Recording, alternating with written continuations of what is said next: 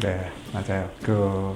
우리 구취 환자분들 중에서 학생들, 청소년들이 적지 않게 옵니다. 상담을 하다 보면 구취가 시작된 게 청소년기 때부터 시작되었다라는 말씀들을 많이 하세요.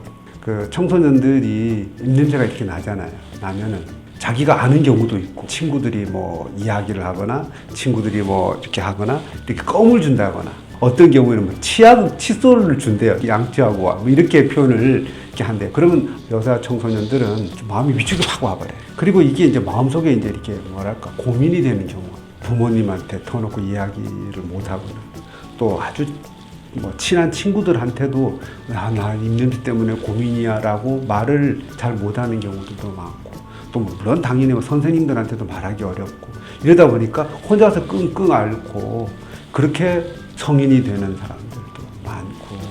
그래서 청소년기에 학생들이 막 자기가 이제 검색을 해가지고 또 저희 한의원에 문의도 하고 또 직접 내원해서 방문하기도 하고 그렇게 많이 합니다. 네. 밀접한 연관이 있다고 생각해요. 사실은 제 청소년들의 입냄새의 원인이 여러 가지가 있다고 생각하는데, 첫 번째는 특히 여학생들의 경우에 이제 생리가 시작되잖아요. 그러면서 그런 여성 호르몬의 변화가 생기게 되면서 남성 호르몬과 입냄새와의 관계에 대해서는 어떤 근거가 없어요. 여성 호르몬과 입냄새와는 밀접한 관계가 있습니다.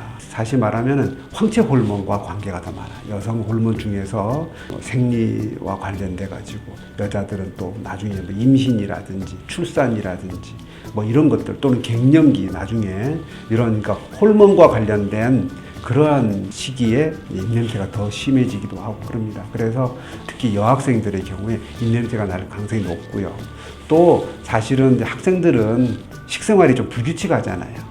뭐 인스턴트 식품들도 많이 먹게 되고, 또 학생들이 학원 시간이 쫓기게 되고, 이러다 보니까 이 시간들이 타이트해서 많은 학생들하고 얘기를 해보면 이렇게 여유 있게 밥 먹을 시간이 없어서 그냥 가다가 중간에 이렇게 간단한 인스턴트 식품들을 그냥 먹고 뭐 양치할 시간도 없이 바로 다음적으로 가고 막 이런 경우들이 참 많더라고요. 그러니까 두 번째, 식생활에 있어서 입냄새와 관련돼서 상당히 문제가 많은 뭐 이런 것들이 있을 수가 있고, 또 세 번째가 뭐냐면 학생들이 스트레스가 많잖아요. 어른들 생각할 적에는 뭔 학생들이 스트레스가 많을까 하지만 그렇지가 않아요.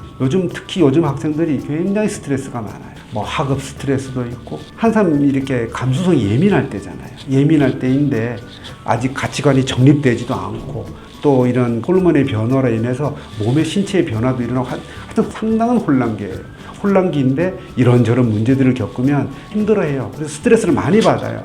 그 또래에 있는 아이들끼리 자꾸 그 스트레스로 뭐 부딪히고 힘들어 하다 보니까 그 스트레스로 인해서 아이들이 이제 면역 기능이 떨어지게 되고 또 입냄새가 많이 나게 되는 뭐 여러 가지 원인들이 이렇게 좀 혼합되어서 사실은 상당히 많은 학생들이 입냄새로 고민하고 스트레스를 많이 받는 걸로 제가 그렇게 알고 있어요. 상담하다 보니까 그걸 제가 참 많이 느꼈습니다. 네.